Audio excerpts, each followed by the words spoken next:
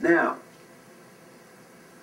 I need to explain acceptance for value, because I'm not sure that you understand what acceptance is. Let me see here if I can get this. I'm going to give you a little bit of a prelude to what we're going to talk about in the morning. I think it's bouncing off that board somehow. All right.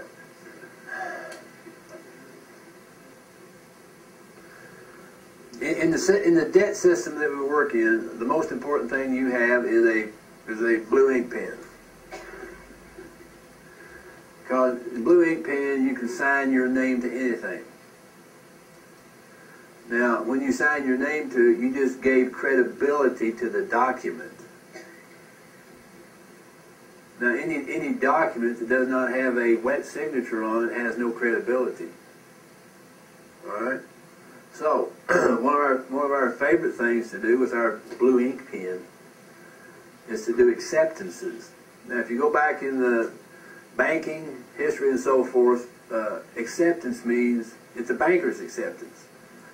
Because you're defined as a banker under Black's Law Dictionary, you can do banking business.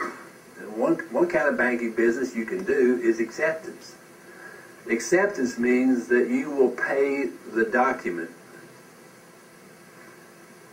So you're accepting it for payment. So now, if you pay the document, if you pay the negotiable instrument, to whom does that belong? It's yours. See? And so, a blue ink pen is a very valuable tool in the world of commerce. So, anybody who sends you a bill and does not send you the check to pay it with has created liability for which they did not provide the remedy. I know this sounds crazy, but it's not. Everything in commerce is in the mirror. So when somebody sends you a presentment which demonstrates, see, under Uniform Commercial Code doctrine, in order to create liability, you got to make presentment. You got to give it to them. And so somebody will take and give you a piece of paper and say, here. If any of y'all have been in traffic court and the judge says, have you got a copy of the indictment, have you got a copy of the information? You say, no. So, well, here you go. And if you take it, you just accepted it, now you're liable on the indictment. Best thing to do is say, no, I ain't got one. I ain't got it. They can do that. Well, I've kind of done that kind of thing too, so I'm not going to criticize anybody else. Here, service. But anyway, so when they make the presentment, then they have to provide the remedy for it, because they just created a liability in the public. And so we used to get presentments from the IRS, and they wouldn't send the check. And so we used to write back to them and say, thank you very much for what you sent to me, but you didn't send me the check. Well, after a period of time, they started sending the check. They do. Yeah, it's on there. All right. Do you doubt my word? Who said that, huh? If you look on the last IRS thing you got, it probably has a little coupon down at the bottom. And it'll have routing codes on there and account numbers on it. That, folks, it's a check. Now, what can you do with that check? Let me suggest to you that the best thing to do with it is accept it and return it to them. What do you write on it? Yeah. Look, I'm kind of getting ahead of my story to tell you this, but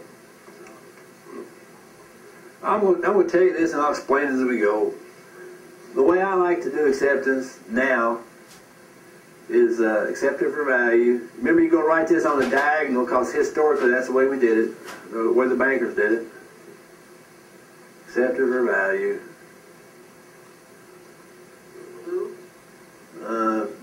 Blue, red, whatever you want, I don't care. Chartreuse.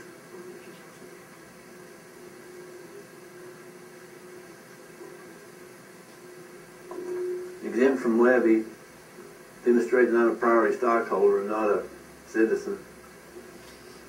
sign the thing.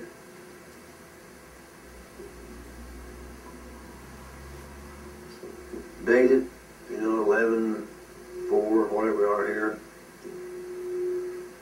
I like to put exemption ID number. The IRS knows what this is, by the way.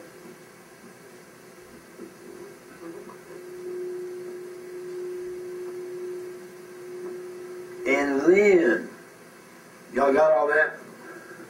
Because I fixed, yeah, Social Security number. I'm fixing to give you the and then that you're really going to like. Because when you accept that, you're turning that document into currency.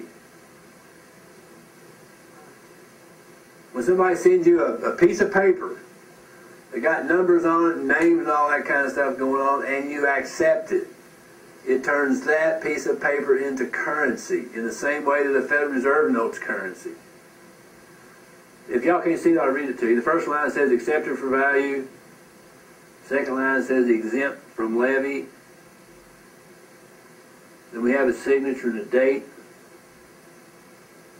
And then I write exemption ID number so they can identify the account. Yes. Because any piece of paper, if it's backed by the faith and confidence of a man, turns it into something that you can exchange energy with. That's the purpose of currency, is for the exchange of energy. Yes, ma'am. Well, I guess you partially answered it, because you're doing the live person, John Smith, accepting for the corporation or the fiction.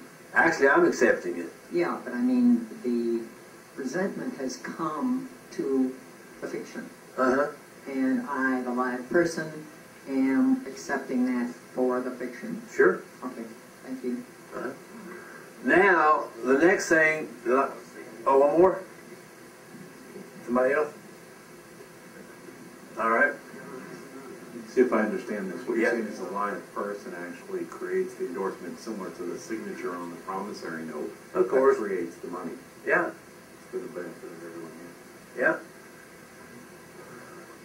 See, it's full faith and credit in the United States that gives the Federal Reserve no any value whatsoever. If the people in the United States said we give no more faith and confidence into the Federal Reserve System, the currency's no good.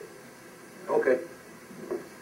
Winston and I don't want to jump ahead, but can you talk a little bit about accepting it for more if you need a little cash back? No.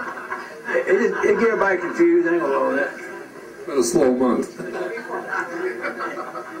Well, if you have that kind of problem, just go make 4 or 5 copies of it and accept all of them. Yeah. Same thing. All right, now that you have created currency, what would you like to do with it? Well, yes, one of the things you want to do is you want to deposit it. Deposit to the U.S. Treasury. And charge the same to John Smith, 1, 2, 3, 4, 5, 6, 7, 8, 9. That's the man? No, that's the account. That's the account.